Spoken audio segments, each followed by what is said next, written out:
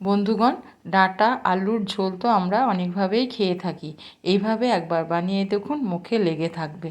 আর এই জন্য আমি দুটো আলুকে এইভাবে কেটে নিয়েছি, আর নিয়েছি আমি 200 গ্রাম ডাঁটাকে এইভাবে ছাড়িয়ে নিয়েছি, আর সঙ্গে নিয়েছি আমি 100 গ্রাম ছোলার ডাল, যেটাকে আমি 2 ঘন্টা আগে ভিজিয়ে রেখেছিলাম। এবার আমি ডালটাকে একটা মিক্সিং জারের মধ্যে নিয়ে নিলাম, আর আমি দুটো কাঁচা লঙ্কা দিয়ে দিলাম। আর যেহেতু ছোলার ডালের মধ্যে জল ছিল, আবারও আমি 1 চামচ জল দিয়ে একটা পেস্ট বানিয়ে নিলাম। দেখুন বন্ধুরা, এটা শক্ত বানালে হবে না, একটু নরম নরম রাখতে হবে। এবার আমি দিয়ে দিলাম স্বাদ মতো লবণ, আর অল্প একটু হলুদের গুঁড়ো, আর দিয়ে দিলাম অল্প একটু কালো জিরে। এবার আমি ছোলার এই ছোলা বাটাটাকে আমি হাত দিয়ে ভালো করে মাখিয়ে নেব।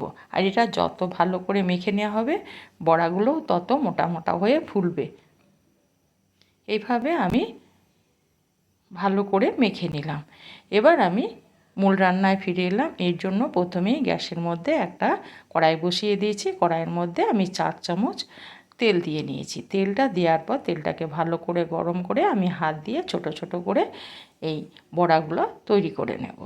আর একটু সাবধানে দিতে হবে, যাতে হাতে তেলের ছিটা না আসে। এবার এগুলোকে আমি ঘুরিয়ে ফিরিয়ে ভেজে নেব। হ্যাঁ বন্ধুরা, এটা শক্ত করে ফেললে বড়াগুলো ভেতর শক্ত হয়ে থাকবে, সেহেতু এটা একটু নরম করেই বেটে নিতে হবে। এগুলোকে আমি ঘুরিয়ে ফিরিয়ে ভেজে নেব।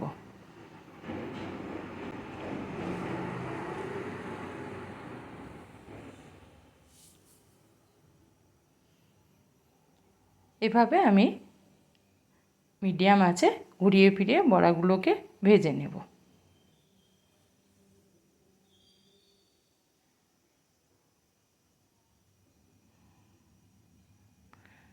আমার একটা ব্যাচ ভাজা হয়ে গেছে। এবার এগুলোকে তেল থেকে উঠিয়ে নেব। আমার একটা ব্যাচে বড়াগুলো হয়নি, সেই জন্য আবারও একটা ব্যাচ আমি এই তেলের মধ্যে সাবধানে ছেড়ে দেব। দিয়ে এগুলোকে আমি ঘুরিয়ে ফিরিয়ে একই রকমভাবে ভেজে নেব।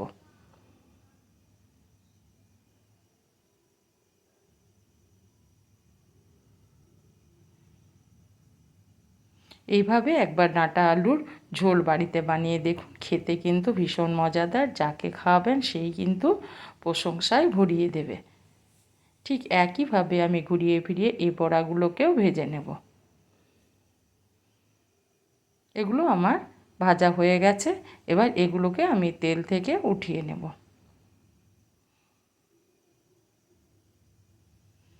হ্যাঁ বন্ধুরা, আমি আর এখানে তেলের ব্যবহার করব না, যেহেতু আমি 4 চামচ তেল নিয়েছি। এই তেলের মধ্যেই আমার রান্নাটা হয়ে যাবে। আর এই জন্য এবার এই তেলের মধ্যেই আমি দিয়ে দিলাম দুটো আলুকে আমি কেটে রেখেছিলাম, সেই আলু দুটোকে দিয়ে দিলাম। এবার আলু দুটোকে নেড়ে চেড়ে একটু আগে তেলে ভেজে নেব। কিছুক্ষণ নেড়ে চেড়ে ভেজে নেওয়ার পর আমি এর মধ্যে দিয়ে দেব স্বাদ মতো লবণ। লবণটা দেওয়ার ফলে আলুটা তাড়াতাড়ি নরম হয়ে যাবে। লবণটা দেওয়ার পর আবারও একটু ঘুরিয়ে ফিরিয়ে লবণটাকে আলুর সঙ্গে মিশিয়ে নেব। দিয়ে আমি এটাকে ঢাকা দিয়ে কিছুক্ষণ ভেজে নেব। মিনিট 5 পর আমি ফিরে এলাম। একবার নেড়ে নেব, না হলে পুড়ে যেতে পারে। এইভাবে নেড়ে চেড়ে আমি আলুগুলোকে একটু নরম করে নেব। আলুগুলো আমার ভাজা হয়ে গেছে। এবার আমি আলুগুলোকে তেল থেকে উঠিয়ে নেব। আগেই বলেছি বন্ধুরা, আর আমি এখানে তেলের ব্যবহার করব না। এই তেলের মধ্যে আমি দিয়ে দিলাম গোটা জিরের ফোড়ন, আর দিয়ে দেব একটা বড় সাইজের পেঁয়াজকে আমি কেটে নিয়েছিলাম, সেটাকে দিয়ে দিলাম। এবার পেঁয়াজটাকে আমি ভেজে নেব। এইভাবে নেড়ে চেড়ে আমি বাদামি কালার করে পেঁয়াজটাকে ভাজবো।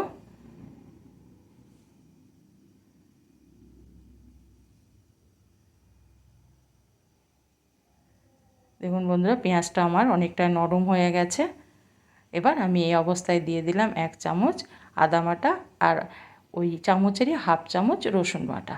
এবার আদা রসুনটাকেও পেঁয়াজের সঙ্গে আমি কিছুক্ষণ কষিয়ে নেব।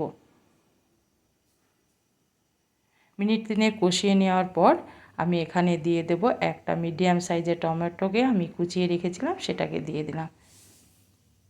এবার আমি আদা রসুন আর পেঁয়াজের সঙ্গে টমেটোটাকেও কিছুক্ষণ কষিয়ে নেব। নেড়েচেড়ে একটু ভেজে নেওয়ার পর টমেটোর যাতে তাড়াতাড়ি নরম হয়ে যায় সেই জন্য আমি দিয়ে দেব স্বাদমতো লবণ।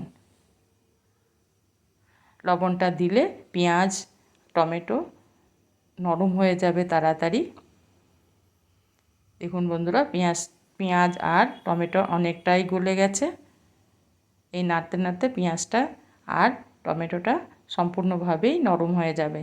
এবার আমি এখানে দিয়ে দেব হলুদের গুঁড়ো পরিমাণ মতো, আর দিয়ে দেব স্বাদ মতো লঙ্কার গুঁড়ো। ঝালটা আপনাদের মতো দিয়ে নেবেন। 1 চামচ দিয়ে দিলাম জিরে গুঁড়ো, 1 চামচ দিয়ে দিলাম ধনে গুঁড়ো। এটাকে দেওয়ার পর আমি একটু কষিয়ে নেব। কিছুক্ষণ এইভাবে নেড়েচেড়ে কষিয়ে নেব, তার ফলে তেল ছাড়বে মশলা থেকে।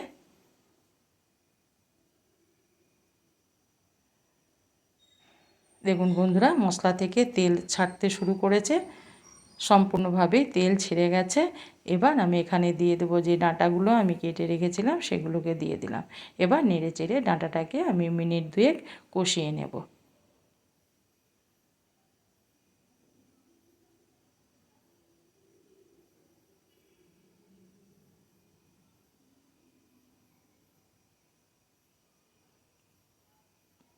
কিছুক্ষণ কষিয়ে নেওয়ার পর আমি এখন দিয়ে দেব যে আলুগুলোকে আমি ভেজে রেখেছিলাম, সেগুলোকে এই ডাঁটার সঙ্গে দিয়ে আবারও আমি কষিয়ে নেব। আর এটা যত ভালো কষানো হবে ডাঁটা আলুর ঝোলটা খেতে কিন্তু ততই মজা হবে। এবার আলু আর ডাঁটাকে আবারও আমি ভালো করে মিডিয়াম আঁচে ভালো করে কষিয়ে নেব।